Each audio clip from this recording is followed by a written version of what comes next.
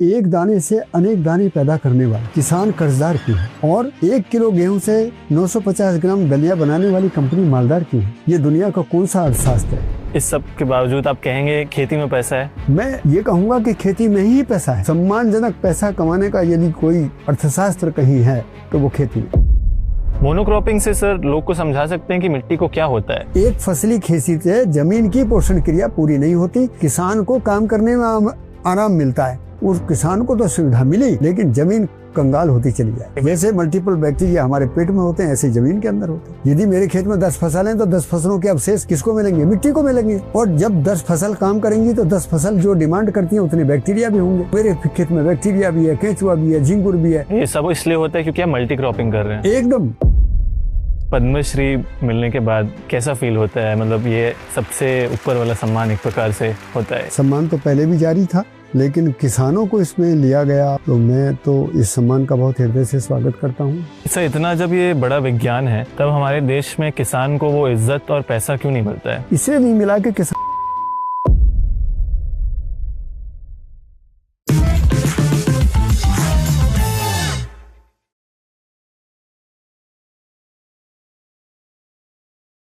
Padmashri Bharat Bhushan Tyagi sir, प्रणाम जी। प्रणाम and शुक्रिया हमारे साथ इतना टाइम देने के लिए। काफ़ी अलग अलग वीडियो हम आज शूट किए हैं। सबसे पहले सर मैं स्टार्ट करना चाहूँगा कि एक पद्मश्री मिलने के बाद कैसा फील होता है? मतलब ये सबसे ऊपर वाला सम्मान एक प्रकार से होता है, एक प्रकार का।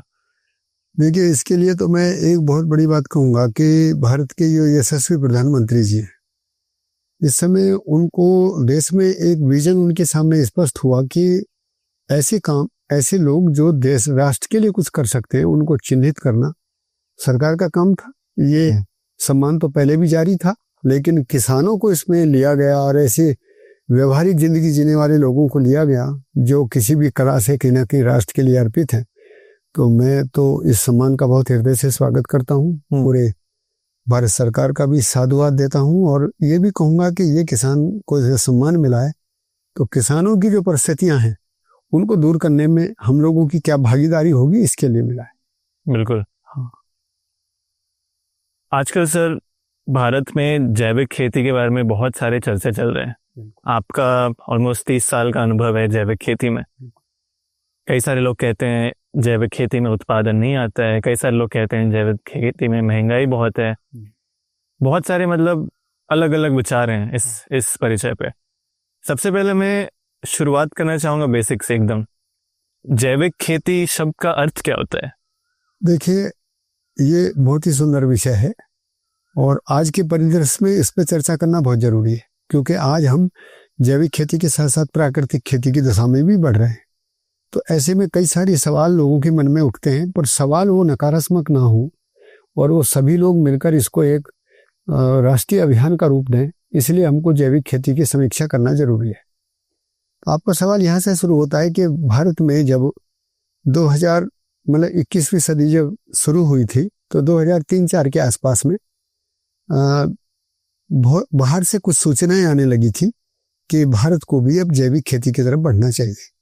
उस समय ये दुनिया में तो इसका नाम ऑर्गेनिक फार्मिंग है, लेकिन भारत में जैविक शब्द का जो सोच समझकर यहाँ के जो बहुत सारे अच्छे लोग थे उन्होंने तय किया कि जैविक खेती का नाम दिया जाए और भारत में जितनी भी परंपरागत तरीके हैं रसायन मुक्त खेती के, उन सबको इसमें सम्मानजनक तरीके से संकलित किया जाए। बायो फर्टिलाइजर की पहले एक हमारे यहाँ डिवीजन थी, उसी को जैविक खेती कार्यक्रम के रूप में राष्ट्रीय जैविक खेती कार्यक्रम के नाम से, उसको खेती केंद्र के नाम से स्थापित किया। गाजियाबाद में इसका ऑफिस है। अब घटना यहाँ से घटती है कि धीरे धीरे जैविक खेती में क्या था कि जो रासायनिक इनपुट डालने का जो किसानों को अभ्यास है, उसके विकल्प में किसानों को दूसरे इनपुट बनाने की ही ट्रेनिंग दी जाती रही। कंपोस्ट कैसे बनाएंगे, वर्मी कंपोस्ट कैसे बनाएंगे, हरी खाद कैसे लगाएंगे। तो इन सब का पीछे जो वैज्ञानिक दृष्टिकोण था वो कमजोर था।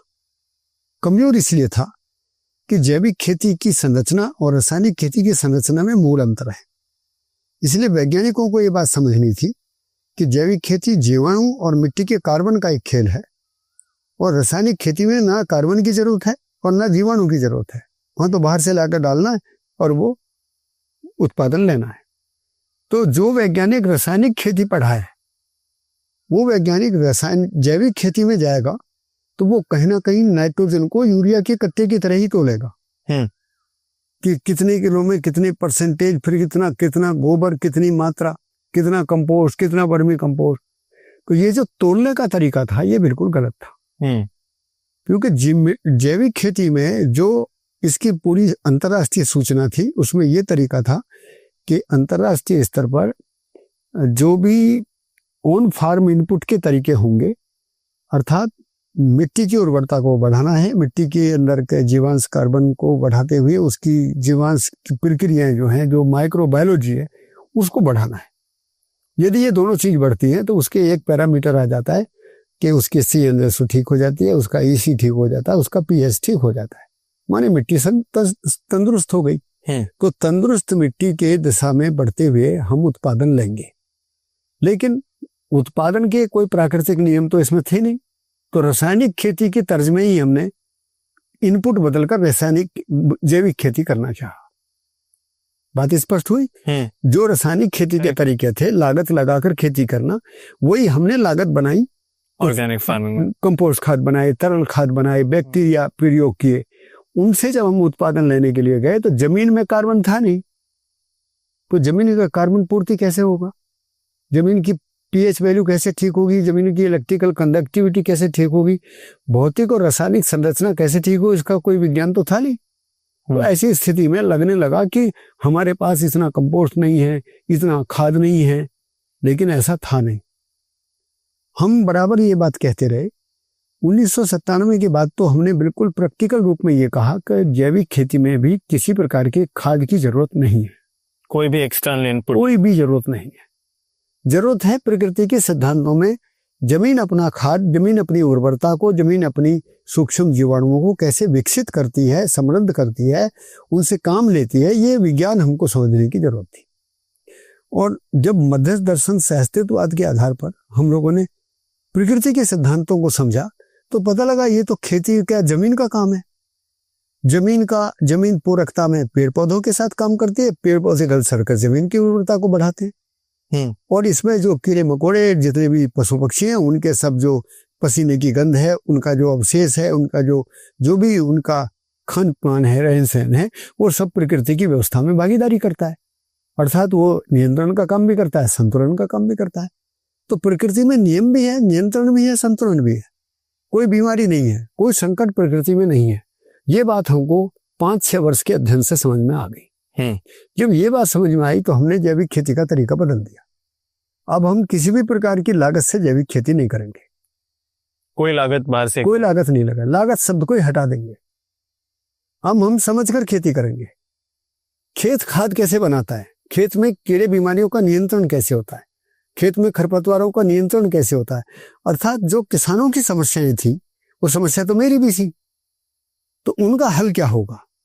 दूसरी समस्या ये थी कि हम केवल लागत आधारित खेती करते हुए यही फंस गए कि हमको उत्पादन करना है, लेकिन हमको तो आमदनी भी करना है। तो हमारे पास तो बड़ा संकट यही था और सवाल भी था कि रासायनिक खेती में जो उत्पादन बढ़ा है उससे किसानों की आमदनी नहीं बढ़ी है। तो यहां से हमारी 1987 में शुरुआत हुई। कब? 1987 में, ऑलमोस्ट 40 साल। हाँ, तो उस 87 में शुरुआत होकर हमने नाना प्रकार के तरीके अपनाए, लेकिन सफलता नहीं मिली। आप शुरुआत से ही जैविक खेती कर रहे थे? शुरुआत से ही रसायन मुक्त खेती के अनेक तरीकों को प्रयोग करता रहा। केमिकल फार्मिंग आप किए थे? मैंने 800 साल पहले केमिकल फार्मिंग किया। उसमें क्या अनुभव था आपका? 76 से लेकर 89 तक, 76 से लेकर 85 तक। अच्छा, 76 to 85 ये मेरा रासायनिक खेती का दौर है। अच्छा, जिसमें उत्पादन बढ़ा, प्रतिष्ठा बढ़ी, लोग अच्छा सम्मान करते थे, लेकिन आमदनी नहीं बढ़ी। नहीं बढ़ी थी? नहीं, यही तो गैप आया। आज भी मैं किसानों से ये बात कहता हूँ कि हम खेती का हिसाब लिखते नहीं, जमीन को हम नापना जानते नहीं, क्या खर्चा लगाया, क्या आमदनी निकली। जब हमारे पास यही हिसाब किताब नहीं है तो हम आमदनी की तरफ कैसे बढ़ेंगे। ये तो यशस्वी प्रधानमंत्री जी ने एक नई लहर उनके संस्कार से उठी है पूरे देश में। 2015 के बाद ही देश में किसानों की आय दोगुनी कैसे होगी, हम टिकाऊ खेती कैसे करेंगे, लीनियर इकोनॉमी को सर्कुलर में कैसे बदलेंगे, मिशन लाइफ के साथ में हम अपने पर्यावरण स्वास्थ्य को कैसे बचाएंगे। ये चर्चा आप पहले देखिए, इससे पहले नहीं थी, चर्चा होती होंगी, लेकिन राष्ट्रीय कार्यक्रम का हिस्सा जो बनी है ये सन 2014 के बाद ही बनी है।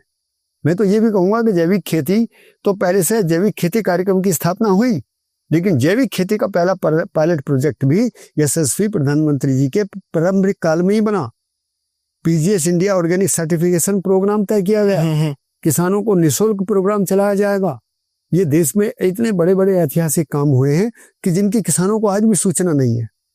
क्यों नहीं है? क्योंकि हम अभी भी जैविक और प्राकृतिक के बीच में युद्ध कर रहे हैं। प्राकृतिक कुछ होता ही नहीं है। देखिए, प्राकृतिक में ये मंशा ठीक लगती है कि हम जैविक खेती में जो बाजार के द्वारा अनियमितताएं बढ़ती गई, बाजार के द्वारा जो असंतुलन पैदा हुए, चाहे वो पैसे को लेकर हुए, चाहे वो नकली दवाइयों को लेकर हुए, चाहे वो कोई भी तंत्र हुआ। जैसे बैक्टीरिया तो लैब में विकसित होता है, उसको गोबर के गुड़ के पानी में कोई भी डेवलप कर सकता है, लेकिन जब वो कंपनियों के द्वारा आया तो 300 रुपए की बोतल वो भी मरा हुआ बैक्टीरिया। तो ये जो देश में दुर्दशाएं थी, इनको दूर करने की दृष्टि से यदि प्राकृतिक खेती को हम लेकर आगे बढ़ते हैं तो ये एक सफल कार्यक्रम है।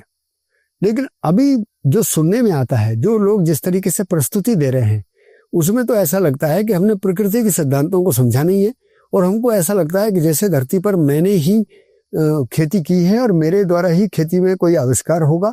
तो ये जो अतिवाद है एक तरीके से, और अपनी अपनी पद्धति को श्रेष्ठ बताने की जो बात है, ये कहीं ना कहीं कमजोर बात है। इससे हमारे किसान साथियों का मन कमजोर होता है। हम तो सभी का हृदय से सम्मान करते हैं। जो भी आदमी प्राकृतिक खेती की बात करते हैं, जैविक खेती की बात करते हैं, अग्निहोत्र की बात करते हैं, योगी खेती की बात करते हैं, कोई भी खेती की बात करते हैं, पर्माकल्चर की बात करते हैं, हमको सब अच्छा लगता है, क्योंकि हमने सब प्रयोग किए हैं। तरीका कोई भी करेंगे तो आप उसका प्रभाव तो आएगा ही। आप आयुर्वेद का इस्तेमाल कर रहे हैं, होम्योपैथी का कर रहे हैं, एलोपैथी का कर रहे हैं, आयुर्वेद का कर रहे हैं, आयुष मंत्रालय में यूनानी दवाई का कर रहे हैं, ये तो पद्धति है। लेकिन इन पद्धतियों में कोई साझा चीज होने की जरूरत थी, ताकि हम अपने अनुसंधान को, अपनी कृषि नीतियों को, अपनी कृषि शिक्षा को एक नया स्वरूप दे देते। सवाल बहुत बड़ा है। एग्री टॉक चैनल के माध्यम से मैं अपने देश के सभी मनीषियों से हाथ जोड़कर निवेदन करता हूं। मैं कोई कमजोरी के साथ नहीं कह रहा इस बात को। मैं ये कह रहा हूं कि राष्ट्र सर्वोपरि होता है, और राष्ट्र धर्म का निर्वाह करने का जो ताकत है, जितनी राजनीतिक आदमी में इतना ही किसान में भी है।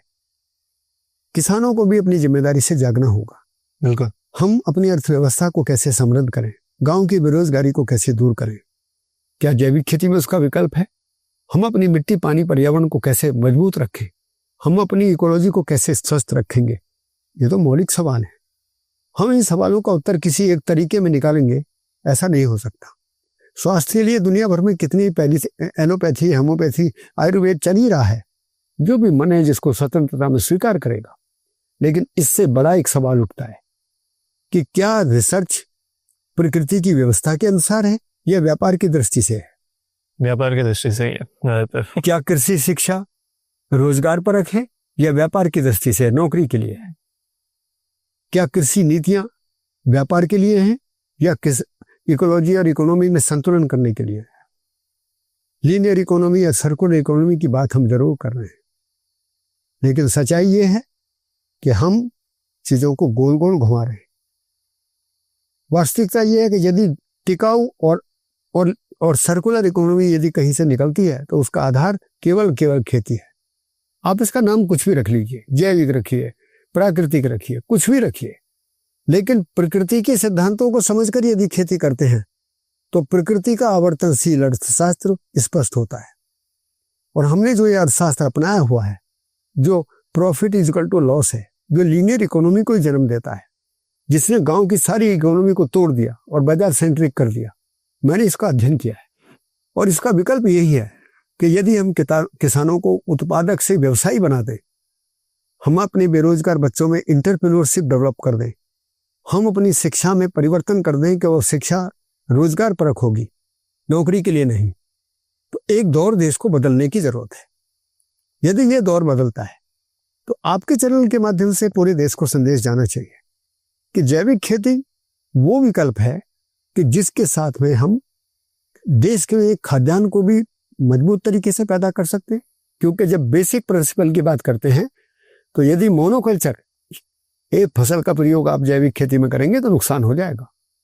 मोनोक्रॉपिंग नहीं करना चाहिए, नहीं करना है। लेकिन जैविक खेती प्राकृतिक सिद्धांत में जब विविधता का पालन करते हैं तो एक खेत में से 10-15 फसल निकलती है, तो हर समय पैसा दिखाई देता है। बिल्कुल। हम कोई ये किसी आदमी को चकमा देने के लिए थोड़ी बोल रहे हैं कि उसमें से 4 लाख निकलेगा। आपका खुद का अनुभव है, आपने खुद देखा है। तो मैंने ये देखा कि इकोनॉमी तो इतनी जबरदस्त है कि वो गुणात्मक इकोनॉमी है। जो किसान आज हरी थकी रासायनिक खेती से पैसा कमा रहे हैं, वो 10 गुना पैसा कमा सकते हैं जैविक खेती से। हाँ, प्रधानमंत्री जी तो दुगने की बात कर रहे हैं। उन्होंने तो लोगों में एक प्रेरणा जगाई थी कि खेती केवल उत्पादन करना नहीं है, आमदनी का भी जरिया बने, राष्ट्र की समृद्धि का जरिया भी बने। आप जब सर 50 साल पहले ऑलमोस्ट आप खेती स्टार्ट किए थे, जब आपने शुरुआत किया तो उस समय क्या सोच से किया कि खेती में पैसा है? आप बहुत आज भी हम लोग सुनते हैं कि खेती में पैसा नहीं है कई बार। देखिए उस समय कैसे था? देखिए मैंने उस समय देखा तो उस समय खेती बाजार से जुड़ी हुई नहीं थी, खेती परिवार से जुड़ी थी। तो परिवार की जरूरतों को पूरा होने का सिलसिला खेती में था। मेरे दादा के पास 100 गाय मैंने सुनी थी, पिताजी के पास गाय नहीं थी, क्योंकि पिताजी इस समय आते आते रासायनिक खेती का धीरे धीरे प्रभाव आ गया था। लेकिन जब हमने खेती शुरू करी, आज हमारे पास 30 गाय हैं। तो ये जो दौर है बदला है। आज वो गौपालन नहीं है जो पालन आज कर रहे हैं हम। आज वो इकोनॉमी नहीं जो पहली बात कर रहे हैं। मैं पुरानी परंपरागत खेती को जैविक खेती नहीं बोल रहा हूं। मैं जैविक खेती को बोल रहा हूं जिसमें हम प्रकृति के सिद्धांतों को समझने की बात कर रहे हैं और वैज्ञानिक दृष्टिकोण से इसके डिजिटलाइजेशन की बात भी कर रहे हैं। हमें ड्रोन उड़ाने के भी फेवर में हूं, क्योंकि अब हम तकनीकी और विज्ञान के माध्यम से ही चीजों का सदुपयोग भी कर सकते हैं। जैविक खेती में ड्रोन का उपयोग कैसे होगा? अब बायोलॉजिकल मान लिया कोई इनपुट बाय चांस आपको देनी पड़ी, जैसे इनपुट, जैसे मान लिया कोई बैक्टीरिया आपको प्रमोट करना पड़ा, आपको कोई तरल खाद ऐसा बना कर देना पड़ा, आपको कोई स्प्रे की जरूरत पड़ी और कुछ भी नहीं है तो आपको अपने पौधों की धुलाई करनी है, केवल पानी से नहलाना है। मैंने तो देखा बाग में कई बार हम धुलाई करते रहते हैं, लेकिन केवल पानी यदि हम पेड़ पर छिड़क देते हैं तो बहुत सारे जो कीड़े हैं, जो फंगस है, वो हट जाती हैं। तो जैसे हम स्नान करते हैं ऐसे पौधे को स्नान करा दिया। तो उसमें ड्रोन की कितनी जबरदस्त भूमिका है। ड्रोन केवल इंसेक्टिसाइड पेस्टिसाइड के लिए थोड़ी है, वो तो पौधे की धुलाई के लिए भी है। बिल्कुल। वो एनवायरनमेंट में नमी बनाने के लिए भी है। कई बार ऐसा लगता है कि मौसम में बहुत सूखा है और उस बेल्ट में कहीं ना कहीं हवा में नमी की मात्रा कम है, तो हम स्पिरिचुअल तरीके से ये काम कर सकते हैं। देखिए आदमी ने तो ड्रोन बनाया है ना, आदमी जब सदुपयोग के बारे में का ध्यान देगा तो उसके द्वारा वो तापदाब नमी संतुलन में कहीं भी काम करेगा।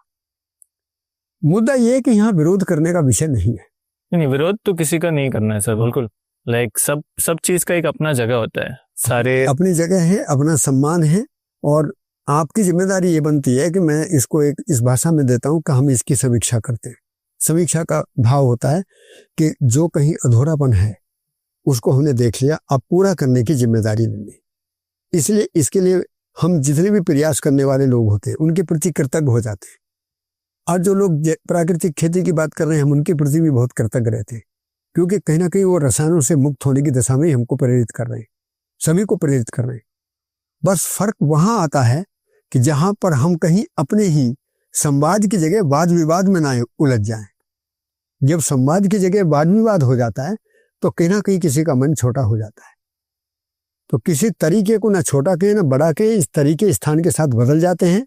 लेकिन एक बात जो मैं कहना चाह रहा था, वो बात आपको बहुत टारगेट करके अप्रोच करनी है, वो है प्रकृति के सिद्धांतों को समझना है। प्रकृति के सिद्धांतों को मनुष्य बना नहीं सकता, ना मनुष्य के द्वारा बनाए हुए हैं, ना वो किसी किताब से चलते हैं, ना यंत्र से चलते हैं। समझाइए सर, अगर आपको जनता को समझ। जैसे देखिए बहुत साधारण से, सूर्य पूर्व से निकलता है। अब इसमें क्या तर्क करेंगे आप? कुछ नहीं। मौसम बदलता है, क्या तर्क करेंगे? टेक्नोलॉजी लगाऊंगा। वर्षा होती है, क्या तर्क करेंगे? केवल उसका गणितीय आकलन कर सकते हैं। ग्रीन हाउस लगा लूंगा। गणितीय आकलन करेंगे, उससे उसके अनुकूलता और प्रतिकूलता को समझकर कुछ बचाव करेंगे, लेकिन उसको बदल तो नहीं सकते ना। नहीं। तो जो प्रकृति के नियम और सिद्धांत काम कर रहे हैं, हम उनके साथ चलना सीखें। ये कब होगा? जब हम उनको समझेंगे। जैसे प्रकृति में मोनोक्रॉपिंग है ही नहीं, विविधता है। प्रकृति में उत्पादन घनत्व जो है वो सिंगल लेयर है ही नहीं, वो मल्टी लेयर है, वो वर्टिकल है। प्रकृति में इकोलॉजी काम करती है, हर क्षेत्र में वर्षामान, तापमान, ऋतुमान अलग अलग होता है। अब हमने जो एग्रो इकोलॉजिकल जोन बनाए हुए हैं, क्या वो इंडिकेटर हैं वर्षामान, तापमान और ऋतुमान के? नहीं है। क्या वो इंडिकेटर हैं डाइवर्सिटी के? नहीं है, क्योंकि वो एक तरीके से हमने चिन्हित किए हैं कहीं ना कहीं खेती को सुविधाजनक तरीके से करने के लिए। इसलिए अब हमको मौलिक परिवर्तन करना है, हमको एग्रो इकोलॉजी को भी स्पष्ट करना होगा, हमें एग्रीकल्चर साइंस को भी स्पष्ट करना होगा, हमें एग्रीकल्चर नॉलेज को भी स्पष्ट करना होगा। तो इसलिए हमने खेती में 3 कंटेंट को अलग अलग कर दिया। समझने समझाना क्या है? समझने समझाने में हम ज्यादातर कुछ मुद्दों पर चर्चा करते हैं। किसानों को बताते हैं कि प्रकृति का जो सिद्धांत है वो सहअस्तित्व है, किसी का विरोध नहीं है। कीड़े मकोड़ों का धरती से कोई विरोध नहीं है, मनुष्य से कोई विरोध नहीं है, धरती में कोई बीमारी नहीं है, कोई अव्यवस्था नहीं है। यदि ऐसा होता तो जंगल के पशु सब मर गए होते। ये केवल मनुष्य को लगी हुई बीमारी है। तो इसका मतलब क्या हो गया? प्रकृति के सिद्धांतों को हमने नहीं समझा है। तो हमको समझना है। समझने के साथ में क्या होगा? समझने के साथ में हमको पूरकता, उपयोगिता और समृद्धि। पूरकता, उपयोगिता क्या है? धरती पेड़ पौधों को पोषण देती है, तो पेड़ पौधे भी गल सड़कर जमीन की उर्वरता को बढ़ाते हैं। तो खाद की जरूरत कहां से आ गई? यदि मेरे खेत में 10 फसल हैं तो 10 फसलों के अवशेष किसको मिलेंगे? मिट्टी को मिलेंगे। मिट्टी उर्वरक होगी। और जब 10 फसल काम करेंगी तो 10 फसल जो डिमांड करती है उतने बैक्टीरिया भी होंगे। तो मेरे खेत में बैक्टीरिया भी है, केंचुआ भी है, झिंगुर भी है, दुनिया भर की चीजें। मैं तो 2-4 चीजों के नाम जानता हूं। जब कभी गौर करके देखता हूं तो मुझे अनगिनत चीजें दिखती हैं। ये सब इसलिए होता है क्योंकि हम मल्टी क्रॉपिंग कर रहे हैं। एकदम। और ये क्यों हो गया? ये प्रकृति का नियम है, इसी में नियंत्रण है। एक कीड़ा कोई रस छोड़ रहा, दूसरा कीड़ा कोई रस छोड़ रहा। एक रस से घास उग रही है, दूसरे जो रस से घास खत्म हो रही है। मैंने बरसात में देखा, एक कीड़ा ऐसे रसायन छोड़ता हुआ जाता है, घास जलती चली जाती है। तो ये जो चीजें हैं ये कोई मेरी विशेषज्ञता नहीं है, ये तो दुनिया ने पहचाना है। बिल्कुल। मोनोक्रॉपिंग से सर लोग को समझा सकते हैं कि मिट्टी को क्या होता है? देखिए, मोनोक्रॉपिंग कैसे है? जैसे आप पूरे वर्ष तक एक रोटी गेहूं की ही खाते रहो, क्या हो जाएगा? वो न्यूट्रिएंट नहीं मिलेगा, मुझे नहीं मिलेगा। तो पोषण क्रिया जो पूरी नहीं होगी, तो एक फसली खेती से जमीन की पोषण क्रिया पूरी नहीं होती। किसान को काम करने में आराम मिलता है, जुताई करने में आराम, फसल निकालने में आराम। उस किसान को तो सुविधा मिली, लेकिन जमीन कंगाल होती चली जाएगी। जमीन का पेट या तो खरपतवारों से भरता है या अनेक प्रकार की फसलों से भरता है। जमीन को बाहर से लाकर खाद डालने की जरूरत ही नहीं है। बहुत सारे लोग ये सिफारिश करते हैं कि इतने टन खाद की जरूरत है, उतने टन खाद की जरूरत है, इतने टन हरी खाद की जरूरत। वो इसको कोई टन की जरूरत नहीं है। ये तो कल्चर अपना डेवलप करती है। ये तो गिरे हुए पत्ते कोई गला सड़ाकर अपने कार्बन बढ़ाती है। अलग अलग फसल जो आप लगाते हैं तो एक फसल दूसरे फसल का मदद करती है। हमारी इस खेती में विविधता का सिद्धांत क्या है? फसलों का पोषण फसलों के द्वारा। खेत एक, फसल अनेक, बीज एक, उत्पादन अनेक, पौधा एक, उत्पादन वर्ष अनेक। इस जो एक में अनेकता है, ये पूरी प्रकृति की संरचना में गुणात्मक उत्पादन के रूप में भरा हुआ है। इसी को आवर्तनशील इकोनॉमी बोला गया है कि यहाँ पर धरती जितनी ताकतवर होगी उत्पादन उतना ही ज्यादा होगा, उत्पादन जितना ज्यादा होगा उतनी धरती ताकतवर ज्यादा होगी। कीड़े मकोड़ों का काम नियंत्रण का, वो भी यहाँ रहेंगे। अब मेरे खेत में यहाँ 200-200 बंदरों के झुंड है। बहुत सारे जो जंगल के पशु हैं, नाना प्रकार के पशु हैं, खेत के अंदर भी हैं, बाहर भी हैं। पूरा इकोसिस्टम है। पूरा इकोसिस्टम है। मैंने को बनाना है इसको। कार्बन कितना है सर आपके मिट्टी का? कार्बन कहीं किसी खेत का एक से ऊपर है, कहीं 0.8 है। जैसी जमीन की संरचना है, जिसमें जुताई कम करेंगे, जिसके साथ उधेड़ बुन कम करते हैं, उसका कार्बन ज्यादा टिका हुआ है।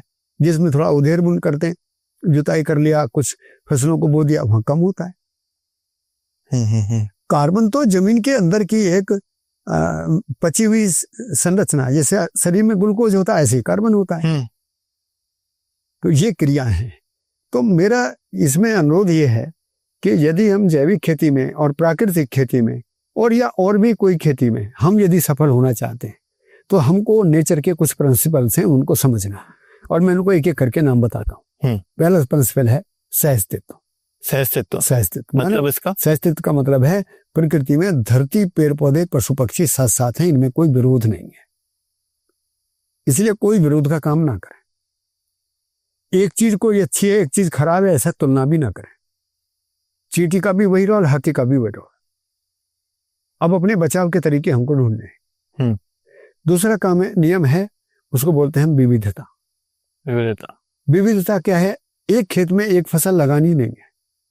फसलों का पोषण फसलों से हो, एक खेत में कई फसल लगाकर उत्पादन ज्यादा हो।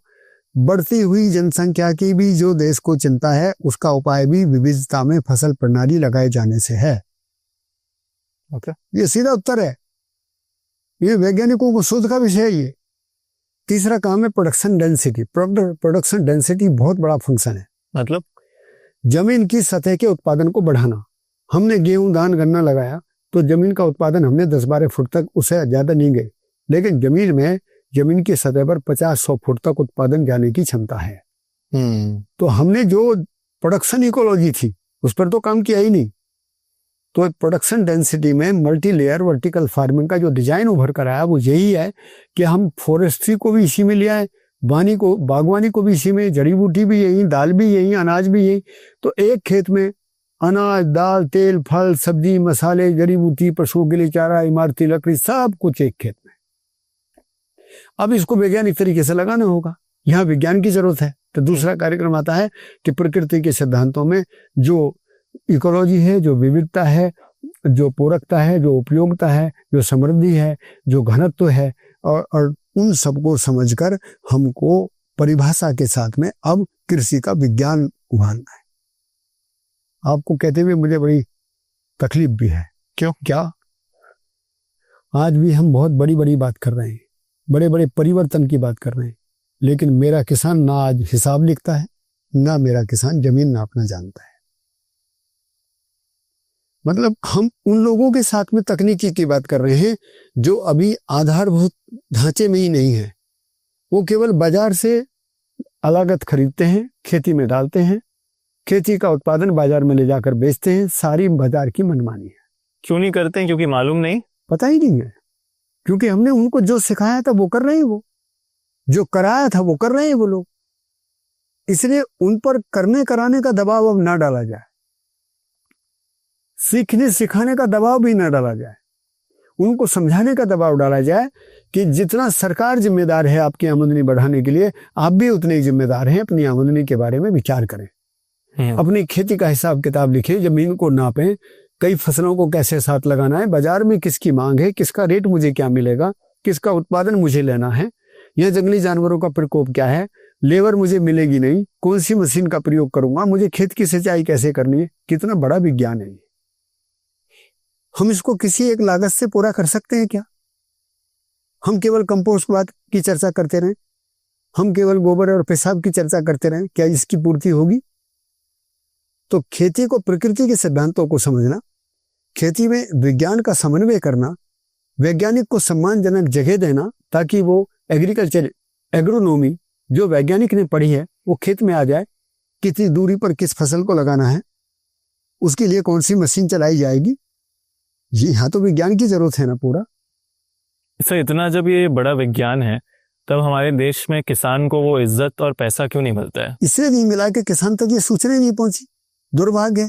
यशस्वी प्रधानमंत्री जी द्वारा देश में पीजीएस इंडिया ऑर्गेनिक सर्टिफिकेशन निःशुल्क लागू किया गया, कोई फीस नहीं लगेगी। और किसी किसान से कहीं किसी विभाग में जाकर पूछो कि सर्टिफिकेशन क्या होता है ऑर्गेनिक फार्मिंग का, क्या उत्तर मिलेगा? ये कुछ नहीं होता, महंगा होता है और पता नहीं क्या होता है। ये दुर्भाग्य है हमारा। हम कंटेंट पर चर्चा नहीं कर रहे हैं, हम अपनी महत्वाकांक्षाओं पर ज्यादा बात कर रहे हैं, हम अपनी विशेषज्ञता पर ज्यादा बात कर रहे हैं। लेकिन राष्ट्र की एकरूपता को ध्यान में रखकर जो इस समय दौर है, मैं बार बार यशस्वी प्रधानमंत्री जी का नाम क्यों लेता हूं? यहाँ पर बहुत सारे लोग वीडियो डालकर बोल देंगे ये इनको भी ये प्रधानमंत्री जी के भक्त हो गए। ये विषय भक्ति का नहीं है, ये विषय उस दूरदृष्टि का है जहां कृषि में एक मौलिक परिवर्तन करने की साहस रखने वाला कोई व्यक्ति हमारे बीच है। हम किसानों के लिए कानून बदलने की सिफारिश करते थे, उन्होंने कानून बदले, क्या रुकावट आई?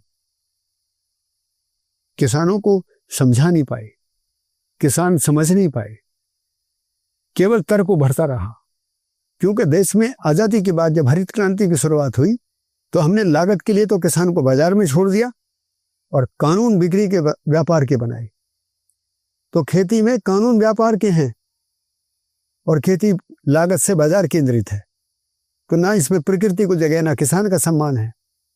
तो ये एक ऐसा दौर आया 2014 के बाद में कि जहां पर कहीं सहकारिता को जगाने की बात उठी, कहीं किसानों की आमदनी बढ़ाने की बात उठी, कहीं मिशन लाइफ के नाम से उसके 7 कंपोनेंट हैं जहां पर पर्यावरण, स्वास्थ्य, इकोनॉमी, सहकारिता सभी को ध्यान में रखा गया है। ये जो आवाज उठी है, इस पर देश के सभी राजनीतिक लोगों को चर्चा करने की जरूरत है। क्या आपको लगता है कि इस सब के बावजूद आप कहेंगे खेती में पैसा है? मैं ये कहूंगा कि खेती में ही पैसा है। खेती में ही पैसा है। सम्मानजनक पैसा कमाने का यदि कोई अर्थशास्त्र कहीं है तो वो खेती में है। और इसमें दुनिया का कोई भी अर्थशास्त्री बात करना चाहे तो बात कर सकता है। मैंने अभी आपको एक पेड़ दिखाया था, ये पौधा मैं 3 बार काट चुका हूं। पहली बार मैंने पौधे को 8,000 रुपए में बेचा था, दूसरी बार में इस पौधे को मैंने 10-12 हजार रुपए तक बेचा। अब की बार इसका एक पौधे की गांठ कटी पड़ी है, 25,000 रुपए की कीमत लगी हुई है। और केवल 25 रुपए का था? 25 रुपए का पौधा है। एक दाने से अनेक दाने पैदा करने वाला है। एक वर्ष में एक गुणात्मक उत्पादन। हल्दी की गांठ, एक गांठ लगाते हैं 1 किलो हल्दी पैदा होती है। गन्ने की 20 ग्राम की एक गांठ लगाते हैं 20 किलो गन्ना पैदा होता है। एक से अनेक, मतलब कहाँ प्रोडक्शन में कमी है? हमारा कहीं ना कहीं एजेंडा गलत है, हमारी सोच में कोई ऐसा अधूरापन है। हम एक दूसरे की ताकत बढ़ाने की बजाय एक दूसरे की ताकत कहीं काट रहे हैं। देखिए, जो तर्क होता है ना, ये भी समझने के लिए होता है। आस्था में जो श्रद्धा होती है, ये भी समझने के लिए होती है। तो हम चाहे आस्था विधि से चलें, तर्क विधि से चलें, जाना तो समझदारी तक ही है। ये मेरा अनुरोध है सभी से कि मैं बार बार ध्यानाकर्षण के लिए बात कह रहा हूं कि ये आर्थिक स्थिति देखनी है तो यहां पर, पर्यावरण देखना तो यहां पर, स्वास्थ्य देखना तो यहां पर, रोजगार देखना तो यहां पर। बढ़ती जनसंख्या के साथ में ये भारत इस समय बेरोजगार युवाओं का एक देश है। सही बात है। उसको यदि एग्रीकल्चर इंटरप्रेन्योरशिप में लाया जाए तो मेरे पास में 22 ट्रेड हैं। यहां पर मैं क्या काम नहीं करता, मैं मिट्टी की संरचना से लेकर कपास से कपड़े बनाना मैं जानता हूं। मेरे साथ में मधुमक्खी पालन का व्यवसाय मैं पूरा जानता हूं। मैं गौशाला प्रबंधन बहुत गजब से जानता हूं। एक आदमी 30 गायों पर काम कर रहा है। मैं खेती का उत्पादन प्रबंधन जानता ही हूँ। बीज उत्पादन से लेकर पौधशाला कैसे तैयार होगी, प्रोसेसिंग कैसे होगी, उसका ब्रांडिंग पैकेजिंग कैसे होगा, कहाँ से लाइसेंस लेने हैं, उसकी अलाइड एक्टिविटीज क्या हैं, ये सारे किसान परिवार के काम है।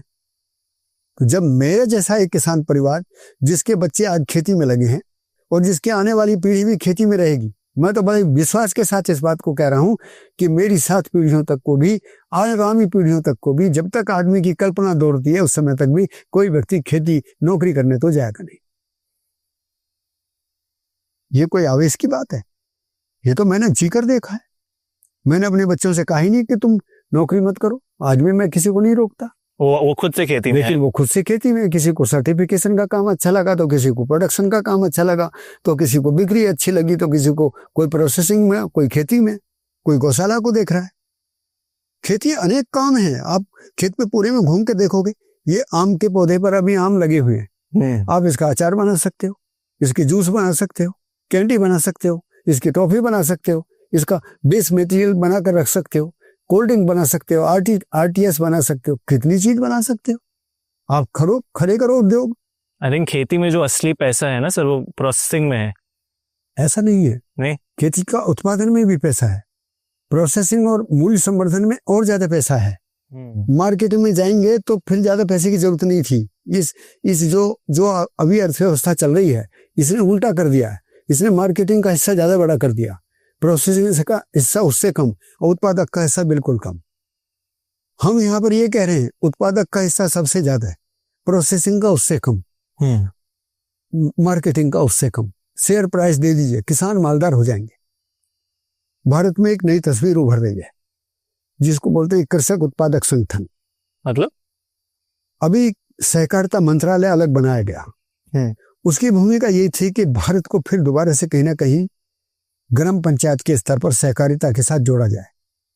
अभी हमने देखा कि हमारे यहाँ के जो यशस्वी मुख्यमंत्री हैं योगी आदित्यनाथ जी, उन्होंने कहा कि हमको ग्राम पंचायतों को ही क्लस्टर बनाया जाना चाहिए। हम एक क्लस्टर की परिभाषा को बिखरी बिखरी हुई ना देखें। एक ही ग्राम पंचायत, एक ही क्लस्टर, एक ही एफपीओ और अनेक चीज पैदा करेगा। वो सहकारिता के मॉडल के साथ में उनकी बिक्री भी होगी, शहर के और गांव के रिश्ते जोड़े जाएंगे, बड़ी बड़ी कंपनियां भी इसके बीच में आएंगी और कीमत एक निश्चित तय होगी। न किसान का शोषण होगा, न कंपनियां खराब होंगी और अंतर्राष्ट्रीय स्तर पर अच्छा पैसा कमाने के अवसर खुल जाएंगे। इसको बोलते हैं इंटीग्रेटेड अप्रोच। हम यदि इंटीग्रेटेड अप्रोच में नहीं सोचेंगे तो केवल लागत के आधार पर चर्चा करते हुए हम खेती को बहुत बड़े मुकाम पर नहीं पहुंचा सकते। अभी तो क्या होता है, ज्यादातर जैसे आप भी कई बार बोलते हैं, एग्रीकल्चर में किसान को छोड़ के सब कोई पैसा कमाता है, उसको जो इनपुट बेचता है। ये तो हमने पूरा यही बताया था, किसान को पैसा कमाने का कोई अवसर नहीं है, बाजार को पैसा कमाने के पूरे अवसर हैं। खुला, इसलिए बाजार व्यवस्था बदलनी है।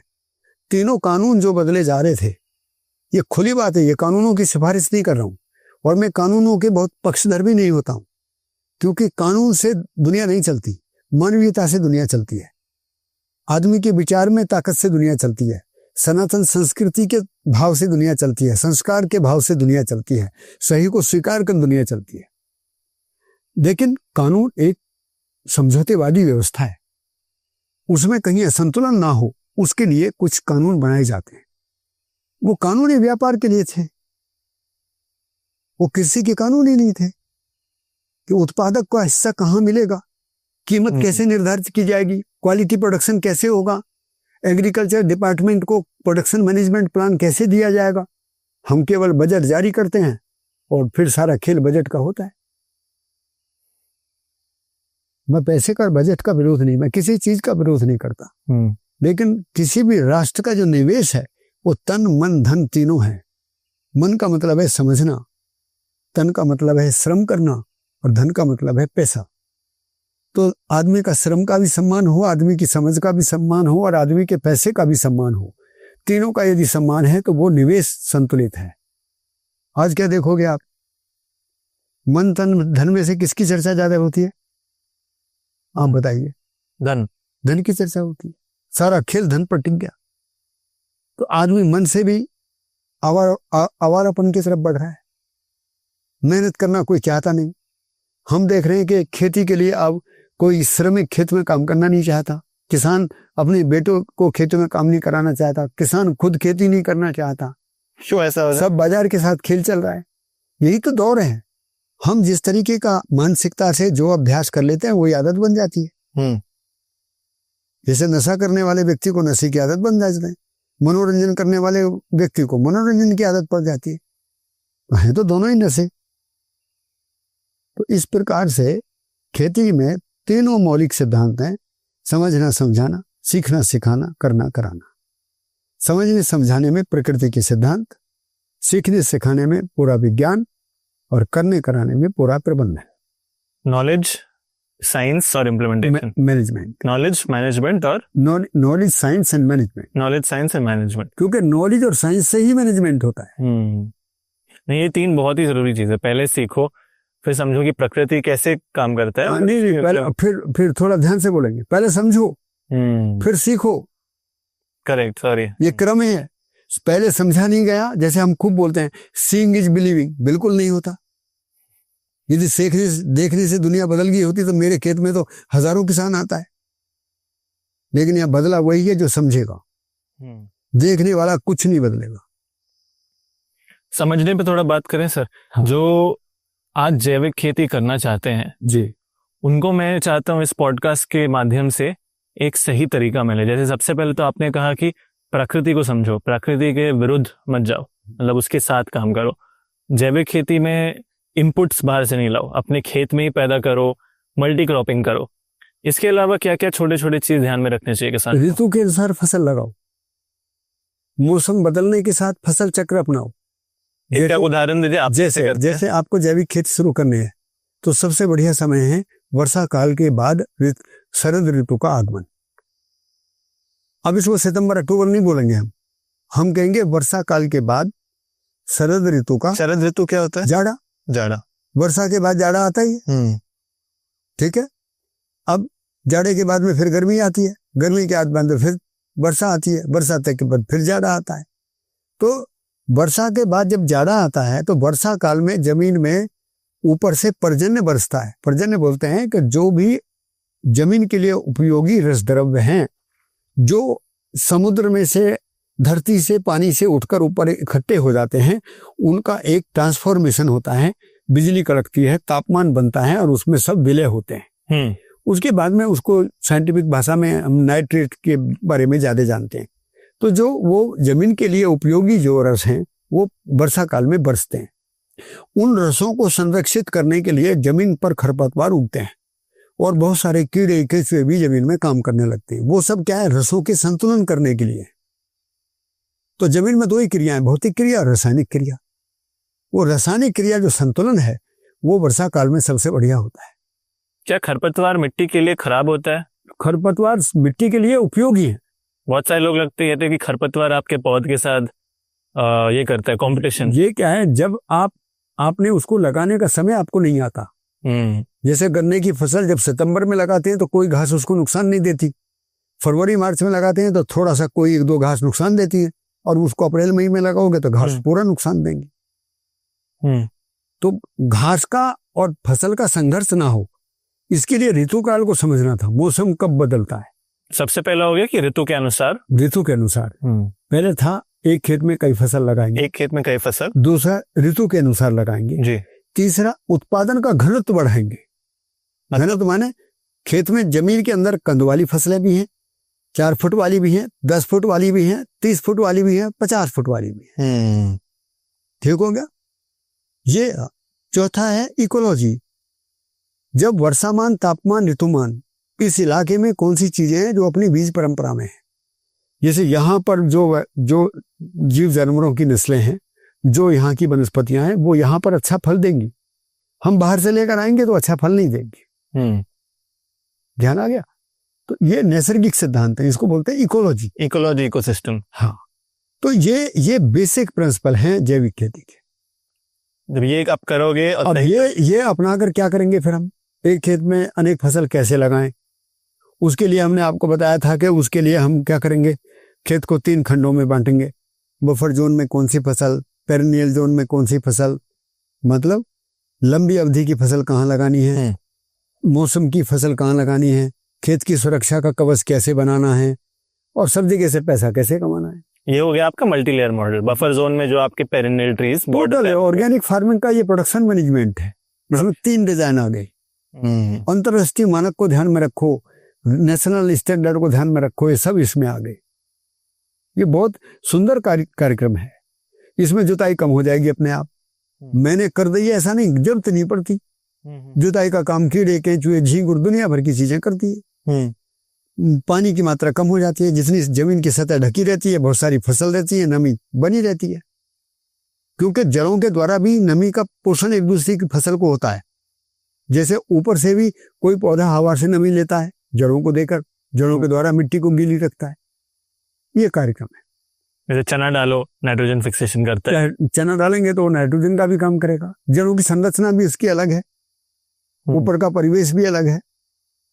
तो ये एक ही चीज नहीं है। मान लिया मैंने केवल नाइट्रोजन की बात करी, नाइट्रोजन नहीं, जितने भी सूक्ष्म पोषक तत्व चाहिए बहुत सारे हैं ऐसे, उनको फसलों से ही मिलते हैं।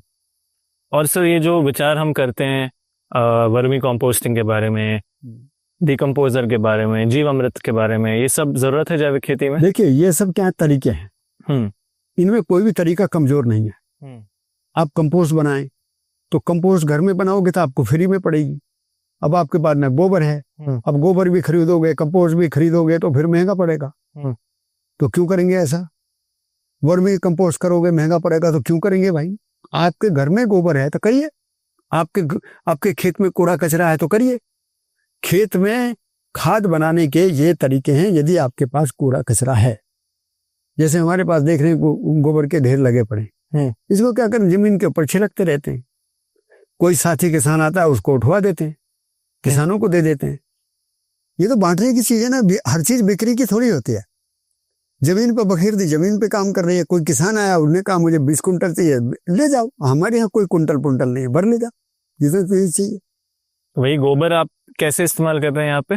गोबर को हम जमीन के ऊपर ही छिड़कते हैं और ताजा गोबर को छिड़कते हैं, स्प्रे बना के। पानी आप देख रहे हैं ना ढेर लग रहा है, ये पशुओं के नीचे, जो पशुओं के पैर से जो गोबर कट जाता है, तो उस गोबर में पेशाब भी होता है और गोबर भी होता है। उसी को वहां से उठा लेते हैं तो वो बड़ी बुरादे के रूप में हो रहता है। उसी को जमीन की सतह पर छिड़क देते हैं। पानी के बाद, पानी के पहले, कभी भी जब भी नमी है तो वो क्या, जमीन के अंदर वो जीवाणु के लिए, जमीन के अंदर जितने भी कीड़े केंचुए हैं सबके लिए एक प्रमोटर है, काम करता रहता है।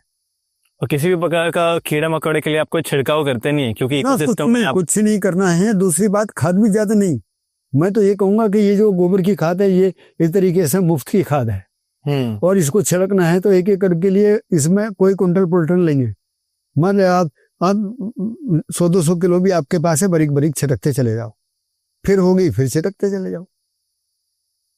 ये जो हमने बहुत सारी बड़ी क्वांटिटी बताई है वो बताइए नाइट्रोजन के कट्टे से तुलना करके कि नाइट्रोजन के कट्टे में इतने मटेरियल में इतने % नाइट्रोजन है और गोबर की खाद में 0.2% नाइट्रोजन है, इसलिए जितना यूरिया देना पड़ता है उतनी नाइट्रोजन के लिए टनों में गोबर की खाद देनी पड़ेगी। ये बेकार के गणित है। इन गणित का जैविक खेती से कोई लेना देना नहीं है। ये मिथक हैं पूरे के पूरे, क्योंकि जैविक खेती में कंपोस्ट से नाइट्रोजन लेता ही नहीं पौधा बैक्टीरिया के द्वारा नाइट्रोजन लेता है, माइक्रो ऑर्गेनिज्म लेता है, हवा में से लेगा। वो फास्फोरस जहाँ होगी फास्फोरस लेगा, पोटास जहाँ होगी उससे पोटास लेगा। मिट्टी खनिज है और ये फास्फोरस, पोटास, नाइट्रोजन और जो मिट्टी में माइक्रो ऑर्गेनिज्म, देखिए सुंदर व्यवस्था देखो धरती। हाँ, कार्बन, हाइड्रोजन, नाइट्रोजन, ऑक्सीजन चारों घटक कहाँ पर हैं? हवा में। पौधे को कैसे मिलेंगे? बैक्टीरिया के द्वारा। वो समझाइए सर, ये बहुत ही इंटरेस्टिंग। देखिए बहुत सुंदर कार्यक्रम है। नाइट्रोजन पूरा का पूरा हवा में रहता है। पौधे की वृद्धि के लिए नाइट्रोजन मुख्य घटक है। अब इसकी व्यवस्था क्या बनाई है? यदि नाइट्रोजन का आयन जमीन के अंदर होता तो ये जमीन में जो माइक्रो न्यूट्रिएंट्स हैं उनके आयन की गति से इसकी गति ज्यादा है, इसलिए अवेलेबिलिटी ही खत्म कर देगा। ये तीव्र गति का है, वो बहुत मंद गति के हैं। तो क्या परमात्मा ने वो जो सृष्टि का जो वैभव है उसने कितनी सुंदरता से उसको हवा में रखा है। कुछों की गति और कम है तो पानी में रखा है, कुछों की गति बिल्कुल कम है तो मिट्टी में रखा है। तो मिट्टी में से भी बैक्टीरिया ही लेगा, पानी से भी बैक्टीरिया ही लेगा और हवा से भी बैक्टीरिया ही लेगा। वो बैक्टीरिया होता कहाँ है? मिट्टी में ही होगा। और मिट्टी में बैक्टीरिया को कैसे बनाए रखूं? मिट्टी में बैक्टीरिया को प्रमोट करने का एक ही तरीका है कि यदि डाइवर्सिफिकेशन में आप खेत में 10, 12, 15 फसल लगाएंगे, बैक्टीरिया कहीं नहीं जाएगा। एक फसल लगाएंगे, बैक्टीरिया क्या करेगा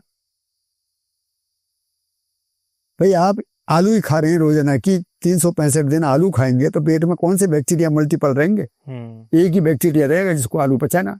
जिस प्रकार हमारे अंदर भी बैक्टीरिया होता है, बिल्कुल मिट्टी में से मल्टीपल बैक्टीरिया हमारे पेट में होते हैं, ऐसे जमीन के अंदर होते हैं। तो मल्टीपल बैक्टीरियाओं को खनिज के द्वारा पोषण क्रिया मिलती है। कुछ हवा से लेते हैं, कुछ पानी से लेते हैं, कुछ मिट्टी से लेते हैं। ये विज्ञान है। और जो कम से कम जरूरत है वो मिट्टी से, उससे ज्यादा जरूरत है वो पानी से, और सबसे ज्यादा जरूरत है हवा से। ये भी विज्ञान है। इसको कैसे समझना है? आप सांस ज्यादा लेते हो, पानी ज्यादा पीते हो, या भोजन ज्यादा करते हो? बताइए आप। सांस ज्यादा लेते हैं, इसलिए सारा प्राण कोशा का जो नियम है वो पोषण क्रिया सांस के द्वारा ज्यादा पूरा करता है। ऐसे ही दूसरा पानी के द्वारा पूरा करता है, तीसरा भोजन के रूप में पूरा करता है। तो जैसे हम करते हैं ऐसे जमीन के अंदर बैक्टीरिया करता है। सारा खेल जू का तुम है। आप पूरा विज्ञान समझने के लिए कोई पुस्तक पढ़ने की जरूरत नहीं, पूरी धरती पढ़िए, नेचर को समझिए। हाँ, ठोस तरल विरल के रूप में पूरा पदार्थ एक बीज से अनेक बीज पैदा करने की क्षमता के साथ वनस्पतियां, एक वंश से अनेक बच्चे पैदा करने की क्षमता के साथ वंश परंपरा, पूरी गाय अब मेरे पास 4-5 गाय से 30 गाय हो गई।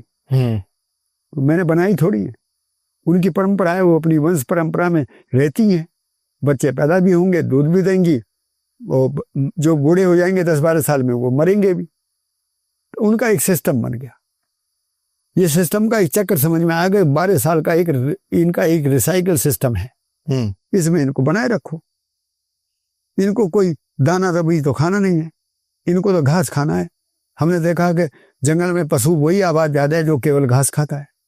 तो हम यहाँ क्या करते हैं, सूखा चारा, क्योंकि 10 एकड़ जमीन है, ज्यादा जमीन नहीं है, तो 10 एकड़ जमीन में 30 गाय हैं, तो इनके लिए क्या करेंगे, खेतों में से जो घास निकल रही है, जो कुछ हरी घास बोते हैं, वो सब इसमें लगा देते हैं।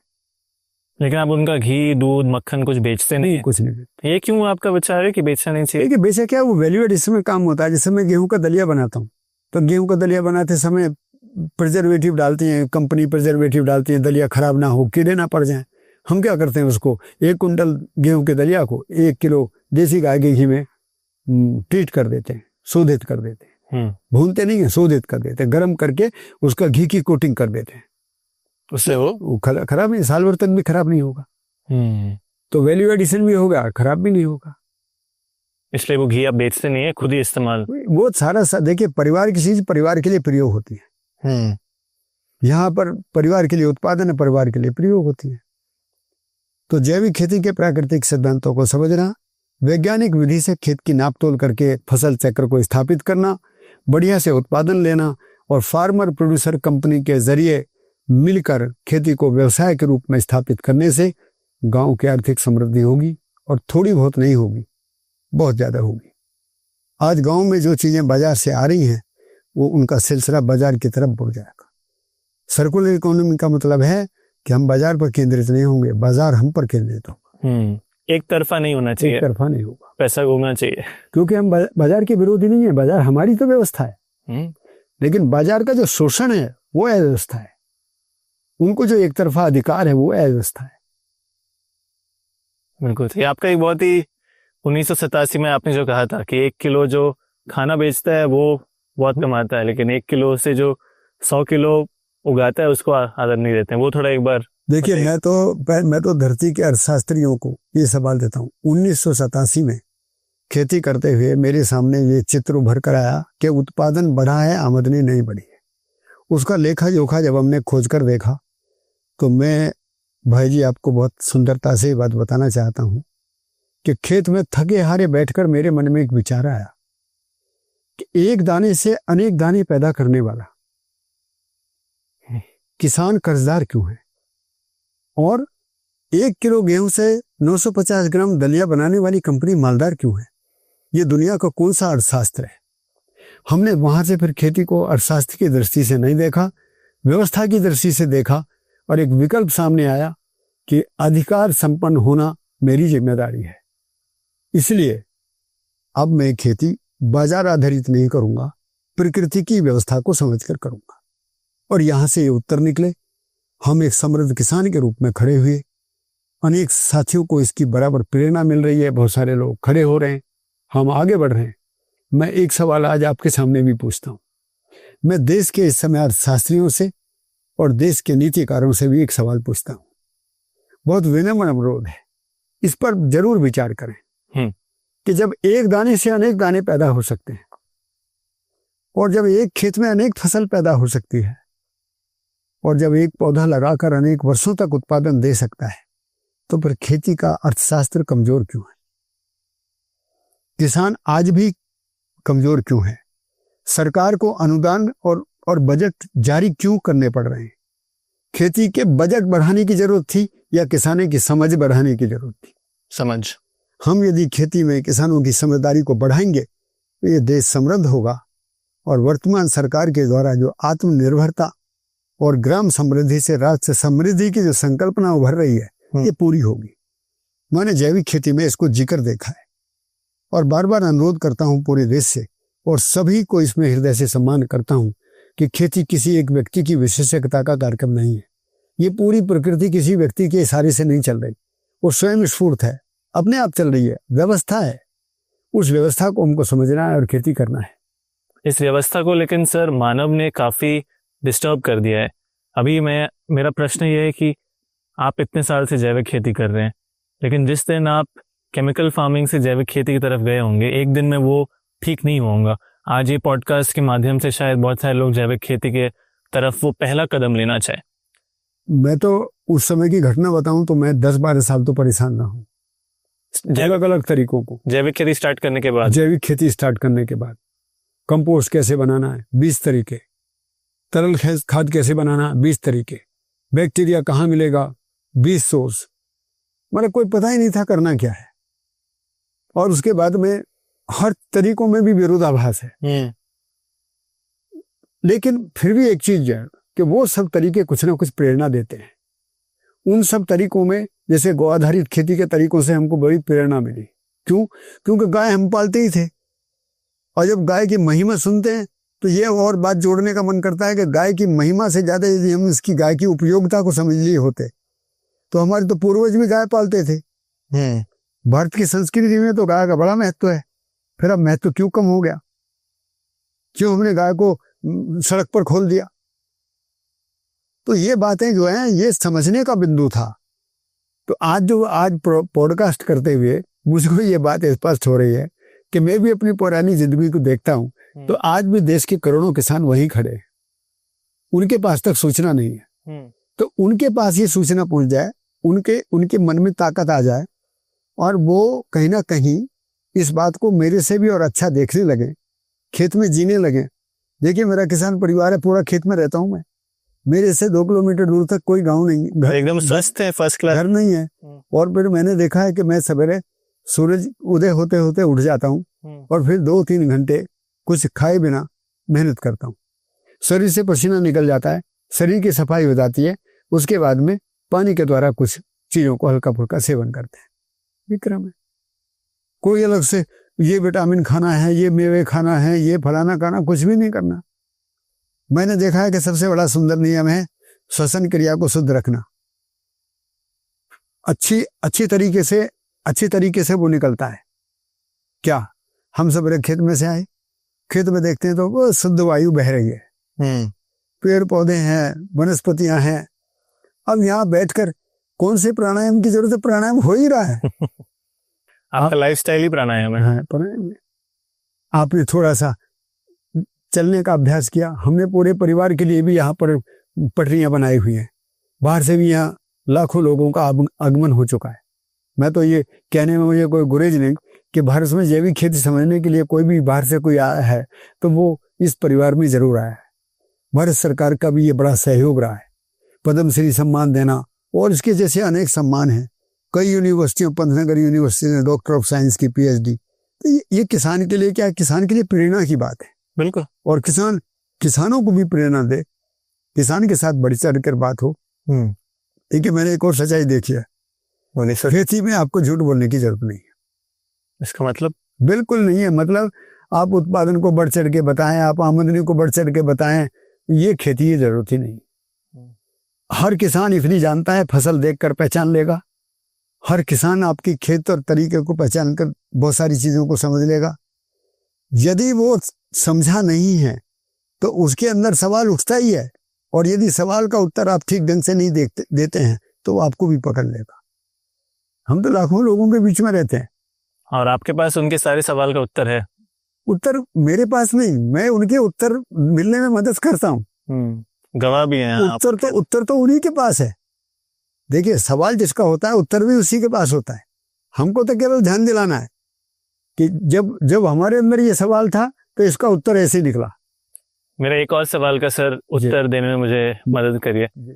एक तो मैं आज आपसे मिलकर ये समझ गया हूँ कि उत्पादन तो जरूर जैविक खेती में ज्यादा आ सकता है, बट कई सारे किसानों का और लोगों का ये राय रहता है कि जैविक जो उत्पादन आता है उसके लिए मुझे सही भाव नहीं मिलेगा मार्केट में।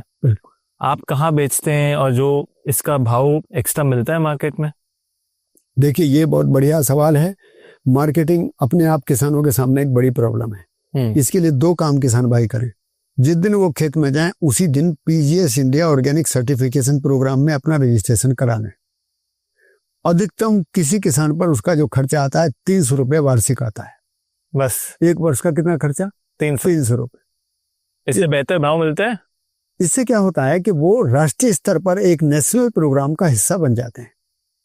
और भारत सरकार के कई सारे पोर्टल हैं, जैसे जैविकखेती.com भी है और भी कई हैं। ये पोर्टल बराबर भारत सरकार इनको खोले हुए है ताकि किसान सर्टिफिकेट के आधार पर पोर्टल के जरिए अपने उत्पादन को पोर्टल पर डाल सकता है, अच्छा रेट ले सकता है, पोर्टल पर बेच भी सकता है। देश में ऐसी बहुत सारी एजेंसियां हैं जिन्होंने बायर और सेलर मीट कराकर इन चीजों को प्रमोट किया है। कई ऐसी संस्थाएं जो पूरे देश में यही काम कर रही हैं। भारत सरकार के जितने भी कार्यक्रम हैं वो जैविक खेती के प्रमोशन के लिए हो, प्राकृतिक खेती के प्रमोशन के लिए, उनमें व्यवसायिक प्रबंधन एक घटक है कि किसानों को कैसे समूह बनाना है, कैसे प्रोसेसिंग करना है, कैसे ब्रांडिंग करना है, कैसे पैकेजिंग करना है। अब समस्या क्या आती है कि प्रोडक्शन का सर्टिफिकेट हर फसल के लिए मिलता है। उनको ध्यान में ये सर्टिफिकेट एक बार मिल जाएगा तो मैं हमेशा काम करता रहूंगा, ऐसा नहीं है। दूसरा, प्रोडक्शन के बाद प्रोसेसिंग में जाएंगे तो फिर लाइसेंस आपको लेना पड़ेगा एफएसएसआई से। तो एफएसएसआई का लाइसेंस भी बहुत कम फीस पर मिलता है। और वर्तमान भारत सरकार के द्वारा तो एक बड़ा काम किया गया है कि प्रोसेसिंग यूनिट में यदि कोई किसान अपनी खेत पर प्रोसेसिंग यूनिट लगाकर काम करना चाहता है तो 12 लाख रुपए तक उसको छूट है, सब्सिडी। उसको कोई टैक्स वगैरह कुछ नहीं देना है। लाइसेंस लेने हैं, जीएसटी का लाइसेंस लेना, इनकम टैक्स का लाइसेंस, सेल टैक्स का लाइसेंस, जो भी लाइसेंस है। लाइसेंसिंग तो एक राष्ट्रीय प्रक्रिया है, लेकिन उसकी नियमावली हमको किस तरीके से आर्थिक स्तर से प्रमोट कर रही है ये हमको समझना है। लेकिन इसकी जानकारी किसानों को है ही नहीं। यदि जैविक खेती में या प्राकृतिक खेती में हम केवल लागत की बात करते रहेंगे, हम किसानों को ना उत्पादन की बात बताएंगे, ना मार्केटिंग की बात बताएंगे, ना प्रोसेसिंग की बात बताएंगे, ना राष्ट्रीय स्टैंडर्ड की बात बताएंगे, ये तो बात छोटी हो जाएगी ना, इसलिए देर लगती है। तो जैविक खेती में मार्केटिंग प्रॉब्लम नहीं है, कीमत ज्यादा मिलना प्रॉब्लम नहीं है, मिलता है बहुत जबरदस्त। प्रॉब्लम क्या है? उत्पादन ही करना नहीं आता हमको। जैसे पूरे देश में सब्जी की बड़ी मांग है, मेरे यहाँ लगातार जितने परिवार आते हैं सब कहते हैं कि हमको जैविक सब्जी की जरूरत है। जैविक खेती एक खेत में कम से कम भी 20-25 किसान जब तक फसल नहीं लगाएगा वो जैविक खेती नहीं कर पाएगा। वो विज्ञान किसान को आता नहीं, वो अकेले खेत में भिंडी लगाएगा या तोरी लगाएगा या एक चीज लगाएगा। अब उनमें आपस में तालमेल बनता नहीं, किसी की भिंडी महंगी, किसी का आलू महंगा, कैसे तालमेल हो। इसलिए बहुत बढ़िया योजना है कि जैविक खेती में किसान सब्जियों की खेती करने का भी विज्ञान समझे कि एक ही खेत में हम 25-30 सब्जी कैसे लगाएंगे, कब हमको सफलता मिलेगी, सर्टिफिकेट कैसे लिया जाएगा, उसको समझें। हमारा नंबर आप दे दीजिए किसी को, बिल्कुल, जब जिसको मन बने नंबर दीजिए, उनसे कहिए, दिल खोल के बात करें। जैविक खेती इस समय राष्ट्रीय आर्थिक समृद्धि का सबसे बड़ा स्रोत है। और मैं एक बात बताना चाहूंगा, हमारी जितनी भी इंडस्ट्री सेक्टर है, जितना भी कच्चे माल से तैयार माल बनाते हैं, उनमें भी 70 नहीं, मैं तो कहूंगा 80-90% भागीदारी एग्रीकल्चर की है। बिल्कुल। वो प्रोडक्ट मुझे बताइए कौन सा है जिसमें एग्रीकल्चर ना हो। टिम्बर में जाओगे तो एग्रीकल्चर, कपड़े में जाओगे तो एग्रीकल्चर, खाने में जाओगे तो एग्रीकल्चर। अब किसी भी सिस्टम में जाइए आपको एग्रीकल्चर मिलेगा। आजकल तो जो इथेनॉल बना रहे हैं, तेल बना रहे हैं, इथेनॉल बनाए, आप ऊर्जा का सेक्टर नया खुल ही गया। तो कितने सेक्टर खुल गए हैं, हमको काम करने की जरूरत है। बिल्कुल। अगले 10-15 साल में आपको क्या लगता है सर, क्या भविष्य है जैविक खेती का हमारे देश में? आप किस दिशा में चाहते हैं कि देखिए, जिस तरीके से आवाज उठ रही है और जिस तरीके से मैं एक परिवर्तन होता हुआ देख रहा हूँ, तो हमारे जैसे कृषि और किसान कल्याण मंत्रालय है, वहाँ पर मैं जिस तरीके से बड़े बड़े अधिकारी हैं, जैसे हमारे यहाँ अब आजकल जो बड़े अधिकारी हैं आदरणीय देवेश चतुर्वेदी जी हैं, उनसे पहले मनोज आहूजा जी, और उनके साथ में जॉइंट सेक्रेटरी, मैंने पहले भी कई लोगों के साथ में काम किया है। मैंने देखा है कि उन सबके मन में एक मौलिक परिवर्तन की बात है कि आने वाले समय में बढ़ती हुई जनसंख्या के लिए भरपूर भोजन भी हो और क्वालिटी का प्रोडक्शन हो तो हम एक्सपोर्ट भी कर सकें, और हमारी खेती में बच्चों को रोजगार भी मिले, इंटरप्रेन्योरशिप भी हो। मतलब बहुआयामी दृष्टि से अब पूरा कृषि मंत्रालय, वाणिज्य मंत्रालय, मिनिस्ट्री ऑफ रूरल डेवलपमेंट, कई चीजें मैं देख रहा हूँ इंटीग्रेट होती हुई दिख रही है। और मुझे तो ऐसा लग रहा है कि 10, 12, 15 साल तो ज्यादा दूर की बात है, हो सकता है कि कोई बड़ी करवट पहले ही शुरू हो जाए, क्योंकि राष्ट्रीय कार्यक्रम अपना स्वरूप लेने में ज्यादा देर नहीं लगती।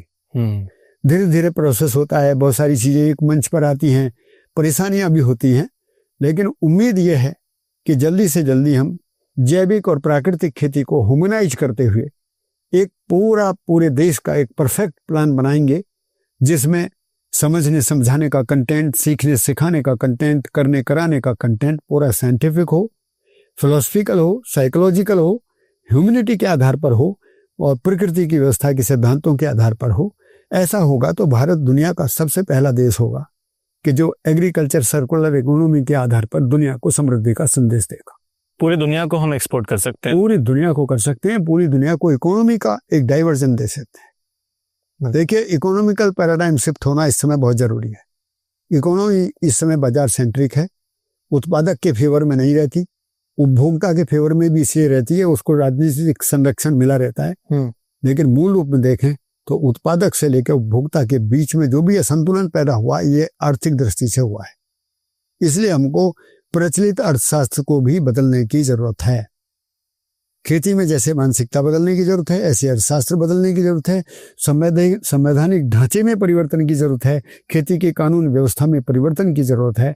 इस तरीके से देश को एक समृद्ध राष्ट्र के रूप में वर्तमान सरकार की बहुत ज्यादा जिज्ञासा इसमें है, उनकी प्रतिबद्धता भी दिखाई दे रही है।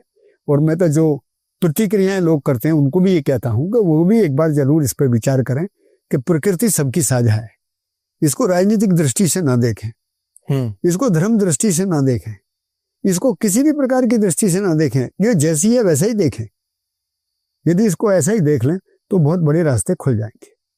बिल्कुल। और क्या आपको लगता है, आखिरी सवाल, अभी भी समय है, क्योंकि ये जो हम ग्लोबल वार्मिंग का बात करते हैं, सॉइल का डिग्रेडेशन का बात कर रहे हैं, उससे किसानों को बहुत नुकसान हो रहा है, पूरी दुनिया को नुकसान हो रहा है। जैसे कल पीपल बाबा से मैं बात कर रहा था, वो बोले थे कि काफी देर हो गया, लेकिन आपसे मैं समझना चाहूँ कि अभी भी हम जैविक खेती का इस्तेमाल करके प्रकृति को ध्यान में रखते हुए आगे बढ़ सकते हैं। देखिए, हम प्रकृति के सिद्धांतों को समझकर खेती करें, उसका नाम जैविक दें कि प्राकृतिक दें। ये बार बार मैं इसलिए दोहरा रहा हूं कि ये मुद्दा प्रतिक्रिया का है ही नहीं। ये मुद्दा है कि हम राष्ट्रीय आर्थिक समृद्धि में खेती की भूमिका को सशक्त कैसे करें, मजबूत कैसे करें। अब इसमें सवाल उठता है कि देर है कि सवेर है। सवाल ये उठता है कि हम जिस दिन से भी मन में ठान लेते हैं, उस दिन से देरी खत्म हो जाती है। इसके लिए देश को समीक्षा करना जरूरी है। यदि आज हम रासायनिक खेती के पूरे तरीकों को अपने में कमजोर सिद्ध कर लें, अपने में देख लें कि इससे कमजोरी पैदा हो रही है, तो हम जैविक खेती की तरफ मुड़ जाएंगे। हम समीक्षा ही नहीं कर रहे। अधिकांश लोग ये मानते हैं कि रासायनिक खेती चल रही है, ठीक चल रही है। हम जेनेटिकल मॉडिफिकेशन की तरफ चल रहे हैं, ठीक चल रहे हैं। ये जो साइंटिफिक सिस्टम में बहुत सारी चीजें प्रकृति के विरोध में चल रही है, इनको जो सही मान लिया गया है, ये एक बहुत बड़ा कांटा है। हम ये कह रहे हैं कि उससे ज्यादा उत्पादन करने के अवसर प्रकृति के साथ हैं। आप विविधता को अपनाइए, मोनोक्रॉपिंग को बंद करिए। क्या आपत्ति है? कौन से खाद्यान्न की कमी हो जाएगी? क्वालिटी प्रोडक्शन और बल्क में बढ़ जाएगा, मात्रा में बढ़ेगा, क्वालिटी में बढ़ेगा, डाइवर्सिटी में भी बढ़ेगा। लेकिन वो सारे व्यापार जो उस धंधे में है, केमिकल, पेस्टिसाइड, उससे हमारी इकोनॉमी को इम्पैक्ट हो जाएगा। देखिए, धंधे तो अपने अपने हैं। धंधे को लेकर तो कानून बदले गए थे, कानून किसानों के हित में थे, धंधे फिर भी खड़े भी। ये तो बंद नहीं होंगे ना। नासमझी के अंदर उभरे जो उभरते हुए धंधे हैं, उनको कौन रोकेगा? ये तो आदमी की खुद की मंशा है ना। हम ये कह रहे हैं कि जो किसान आंदोलन उठ रहे हैं, संवेदना तो अंदर है ही, पर ये संवेदना आवेश का रूप ना ले। इसके लिए भी भारत सरकार को ये सोचने की जरूरत है कि जल्दी से जल्दी इस प्रक्रिया को मजबूत किया जाए।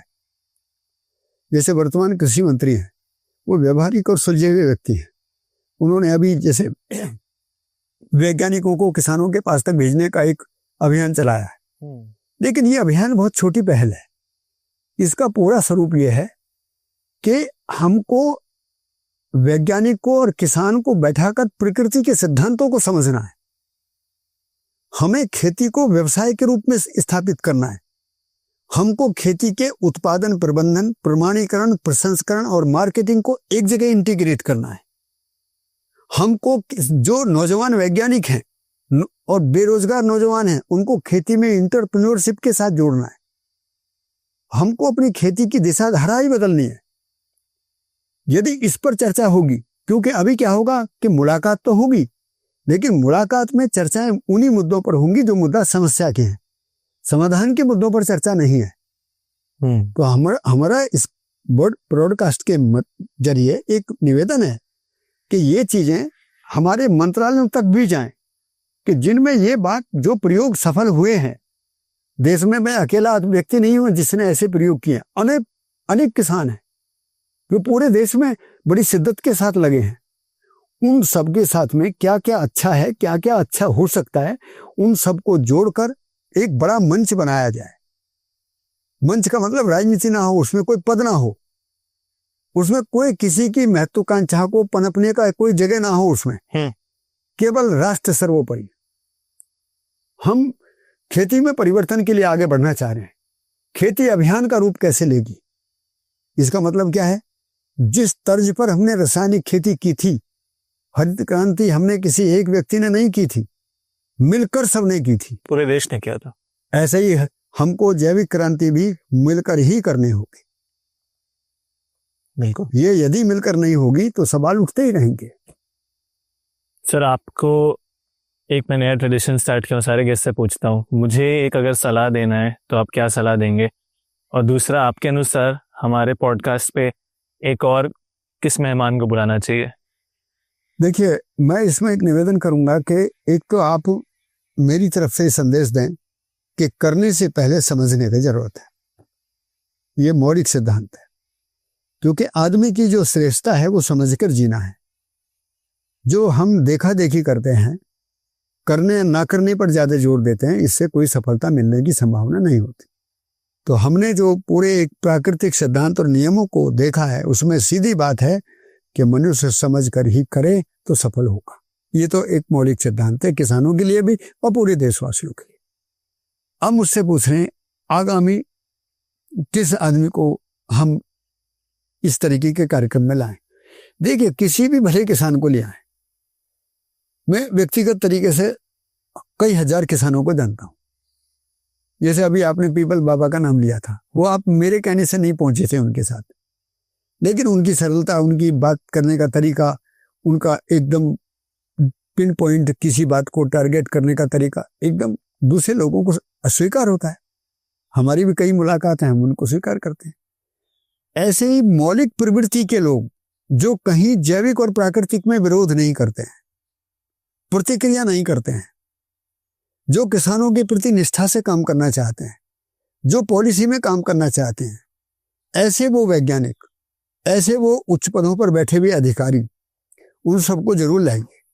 और मैं इस समय आपसे निवेदन करूंगा कि इस समय DGICR श्री मांगी लाल जाट जी, वह भी भारतीय अनुसंधान, कृषि अनुसंधान परिषद के DG बने, महानिदेशक।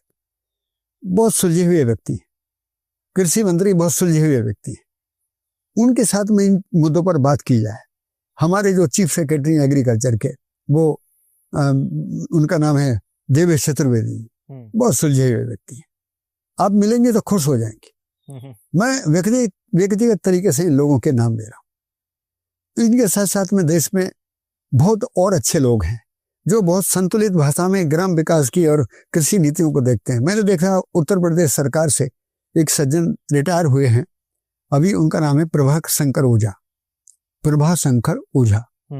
वो गांव के बारे में बहुत चिंता करते हैं। गांव में जड़ी बूटियों की खेती, गंगा बेसिन वृक्षमाला परियोजना, इस तरीके के कार्यक्रम उत्तर प्रदेश सरकार को दिए। नदियों के तट पर खेती कैसे होगी, किस तरीके के कार्यक्रम हो। तो मैं ऐसे बहुत सारे लोगों को आप कहीं लिख सकते हैं। और मैं ये भी कहूँगा कि हमारे भी कई साथी हैं जो इस दिशा में अच्छे प्रयोग कर रहे हैं। जैसे अब कभी बुंदेलखंड की तरफ आप जाना चाहें तो बुंदेलखंड में बांदा के पास में प्रेम सिंह करके मेरे मित्र हैं, वो रहते हैं, वो उनके अपने वही बगिया में रहते हैं और वो आवर्तनशील खेती पर चर्चा करते हैं। तो आवर्तनशील खेती से भी किस प्रकार से हम उसकी प्रकृति की सिद्धांतों को, तात्विक संरचना को, किसानों को किस तरीके से प्रेरित कर सकते हैं, ऐसे लोगों को भी आगे लाने की जरूरत है। ऐसे ही गुजरात में बहुत सारे लोग हैं जो अलग अलग बात है, जब कभी आप कहेंगे तो मैं बहुत सारे लोगों की सूची भी आपको दे दूंगा। और बहुत सारे लोग तो YouTube पर बहुत सारी अच्छी अच्छी बात करते ही रहते हैं, उनके साथ में बात करिए। पर मेरा निवेदन यही है कि हम प्रतिक्रियाओं से बचें, विरोध से बचें। राष्ट्रीय अभियान का स्वरूप कैसे खड़ा हो, भारत सरकार की, वर्तमान भारत सरकार की जो जिज्ञासाएं हैं, जो प्रतिबद्धताएं हैं, वो संकल्प के रूप में कैसे साकार हों, इन सभी की बातों के साथ में मैं आपको बहुत बहुत साधुवाद देता हूँ, शुभकामना करता हूँ। शुक्रिया सर आपके समय के लिए।